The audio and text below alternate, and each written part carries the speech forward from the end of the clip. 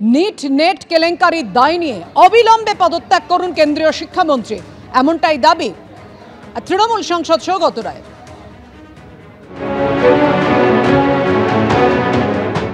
এ তো সরকারের ব্যর্থতা। এখন ওদের এডুকেশন মিনিস্টারও বলছে যে হ্যাঁ উনি দায়িত্ব নেবেন। নেট একদম কেন্দ্রীয় সরকারের পরীক্ষা, সেখানেও সরকার টোটালি ব্যর্থ। একটা কারুর পথ যাওয়া উচিত, সেটা নৈতিক দায়িত্ব নিয়ে শিক্ষামন্ত্রী কেন পদত্যাগ করবেন না?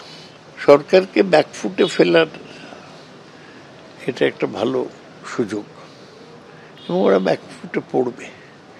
এই তৃতীয় মোদী সরকারে আপনারা দেখবেন যে প্রায়শই এরকম ঘটনা ঘটবে, যাতে সরকার ব্যাকফুটে চলে যাবে না। তার কারণ সরকারটার মধ্যে কনফিডেন্সের অভাব আছে। সবাই প্রতিবাদ করবে, সবাই যদি একমত হয় তাহলে শিক্ষামন্ত্রীর পদত্যাগের দাবিতে সোচ্চার হতে পারে। আর এই প্রসঙ্গে বিজেপি নেতা শাহনাজ হোসেন কি বলেছেন দেখুন। देखिए, नेट की परीक्षा कैंसिल कर दी गई, नीट पर जांच चल रही है। शिक्षा मंत्री ने एक नहीं अनेक बार विषय को पूरे देश को समझाया है। सारी विषय उनके संज्ञान में है और हाई पावर कमेटी भी बना दी है। फिर भी जिस तरह की बयानबाजी गैर जिम्मेदाराना कांग्रेस कर रही है, लोगों को उकसा रही है, जिस तरह की बयानबाजी कर रही है, ये दुर्भाग्यपूर्ण है। পরীক্ষার আগের দিনই হাতে নিটের প্রশ্ন। পরীক্ষার্থী পিছু নেওয়া হয় 30 থেকে 32 লক্ষ টাকা। বিহার পুলিশের কাছে চাঞ্চল্যকর স্বীকারোক্তি ধৃত পরীক্ষার্থী ও পরীক্ষা মাফিয়ার। নেটের পর গোটা নিটও কি এবার বাতিল করা হবে? মারাত্মক অভিযোগ ঘিরে উঠছে এই প্রশ্ন। যদি পকেটে থাকে টাকা, তাহলে কি ডাক্তার হতে নেই কো বাধা? একজন চিকিৎসক হতে বছরের পর বছর কঠিন অধ্যাবসায়ের মধ্যে দিয়ে যেতে হয় পরীক্ষার্থীদের, অথচ সেই ডাক্তারের প্রবেশিকাও কি দুর্নীতিবাজদের খপ্পরে? ভালো করি হও ডাক্তার, এই মডেলে কি পুরো দস্তুর চালু করার চেষ্টা হচ্ছে? নিট কেলেঙ্কারি বিতর্কে দেশ জুড়ে এটাই এখন সবচেয়ে বড় প্রশ্ন। নিটের প্রশ্ন ফাঁসের ঘটনায় বিহারে অনুরাগ যাদব নামে এক পরীক্ষার্থী গ্রেফতার হওয়ার পর কার্যত প্যান্ডোরার বাক্স খুলে গেছে। ধরা পড়ার পর 161 ধারায় গোপন জবানবন্দিতে অনুরাগ জানিয়েছে রাঁচিতে থেকে নিট দেওয়ার প্রস্তুতি নিচ্ছিল সে।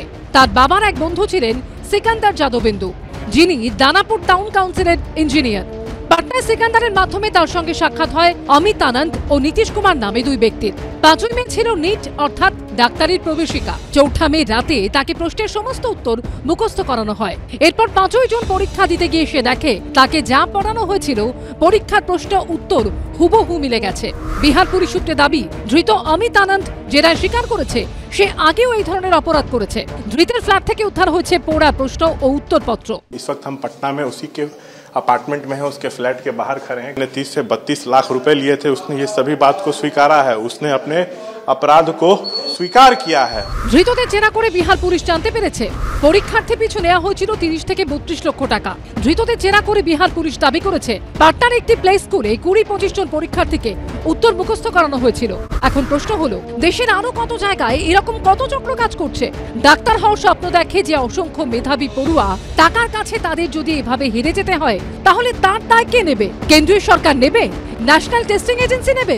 নিটের ক্ষেত্রে এখন গভর্নমেন্ট যেটা করছে, শিক্ষা মন্ত্রক যেটা করছে, এনটিএ যেটা করছে, পচা পা বাদ দেওয়ার মতো the amputation of the last NEET exam প্রায় অবশ্যম্ভাবী। নিট মামলা ইতিমধ্যেই এনটিএকে কড়া ভাষায় সুপ্রিম কোর্ট বলেছে, যদি কারো দিক থেকে 0.001% গাফিলতিও হয়ে থাকে, তবে তাও বিস্তারিতভাবে দেখা উচিত। যদি ভুল থাকে তাহলে বলুন হ্যাঁ ভুল আছে এবং আমরা এই পদক্ষেপ নেব। এতে অন্তত আপনাদের কাজের উপর ভরসা বাড়বে।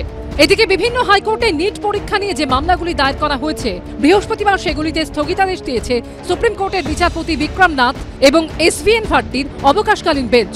এই নিয়ে 8 জুলাই শুনানি হবে। ঝিলাম করঞ্চাই, সৌমিত্র রায় ও রুমা পালের রিপোর্ট, ABP আনন্দ।